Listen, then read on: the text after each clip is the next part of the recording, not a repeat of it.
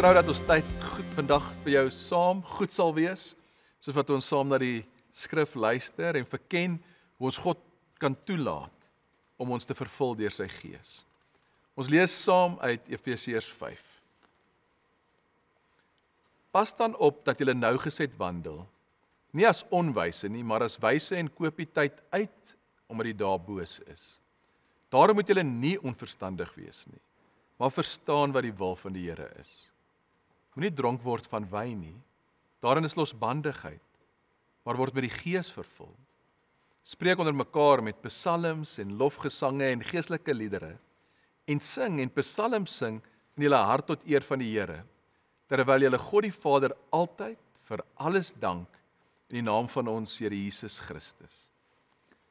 Vandag staan ons stil by iets wat dalk eenvoudig klink, maar wat die Gees gebruik om ons lewe te vul en te vorm.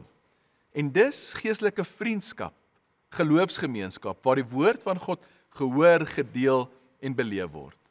Luister weer na hierdie sin Efesiërs 5 vers 19. Hy sê, praat met mekaar, deur psalms, lofgesange, geestelike liedere. Nou wat 'n interessante manier om 'n geesvervulde lewe te beskryf. Dis nie deur uiterlike prestasies nie deur dramatiese manifestasies nie, maar deur gesprek, deur hoe ons met mekaar praat, en meer nog deur watter woorde ons kies om te gebruik. Nou hierdie teks herinner ons daarin dat die Gees nie net in die geheime plekke van gebed plaasvind nie, maar ook in die oop plekke van geestelike vriendskap, in die alledaagse werklikhede van mense wat saam is, in die onvolmaaktheid van gesprek, ook in die raak sien van mekaar. Dis in die deel van geloofswoorde en eerlike vrae. Nou wanneer jy met iemand gesels en iets van die skrif kom natuurlik in die gesprek na vore, dalk 'n teksvers of herinnering aan wie God is, dan gebeur daar iets. Dis nie net 'n gesprek nie, dis 'n ontmoeting. En in daardie ontmoeting is God se Gees teenwoordig. Want die Gees leef waar mense in waarheid en in liefde met mekaar praat. Maar die waarheid en die realiteit is, ons is gemaak vir mekaar. Niemand van ons is gemaak om in isolasie op ons eie te leef nie. En tog het is so dat ons trek onsself so maklik terug van mekaar. Dalk is dit omdat jy seer gekry het.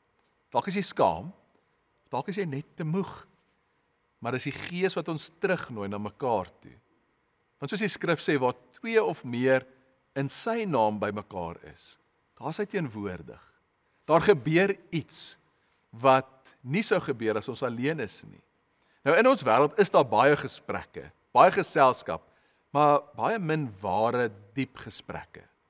Daar's dikwels baie opinies, min wysheid, baie geraas, maar min spasies om werklik te luister en gehoor te word.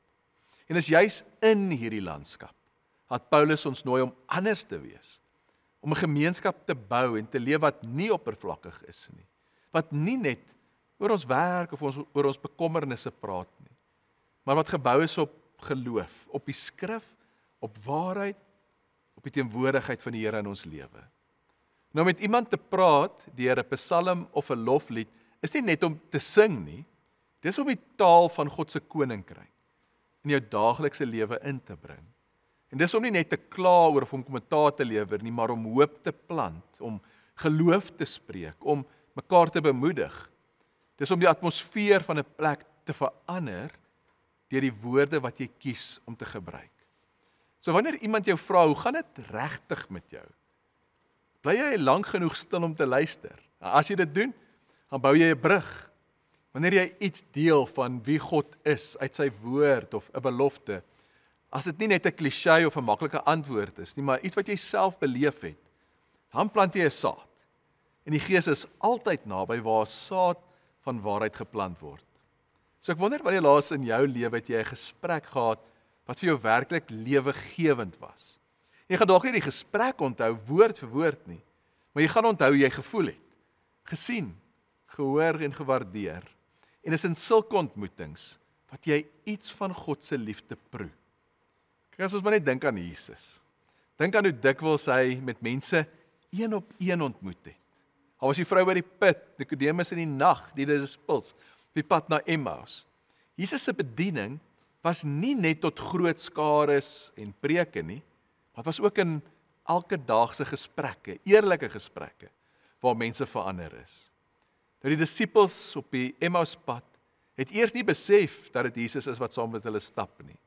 Maar toe hulle later terugkyk, het hulle vir mekaar gesê, was ons harte nie brandend in ons, toe hy met ons gepraat het op die pad nie. En so werk God se Gees vandag ook, in gesprekke op die pad, in ons stories, in vrae, die eenvoudige deel van die lewe, maar ook van luister. Gemeenskap wat deur die Gees vervul is, moet ons ook vir mekaar sê, is nie perfek nie, maar is eg. Is gebou op die wete dat ons net mekaar nodig. En dat die Gees nie net in my werk nie, maar ook in jou, dat ons mekaar kan help om God se stem te hoor. Soms praat hy deur 'n vriend se eenvoudige woorde, soms deur iemand se emosie, se trane, se lag, is alles heilige grond. En so wil ek jou aanmoedig en nooi om vandag 'n ruimte vir ontmoeting te skep. Dalk kan jy die eerste een wees, om 'n gesprek oop te maak, deur diep te luister. En dan vir die Here te vra om jou te help onthou dat hierdie persoon wat voor jou staan, is 'n geliefde van God. En soos wat jy luister na daai persoon, gaan na hulle wêreld toe. Luister werklik. Wees teenwoordig en wees oop en stil en laat die Gees toe om ook jou te lei in jou antwoord. Mag jy in daai ontmoeting God raak sien. Kom ons aanbid saam.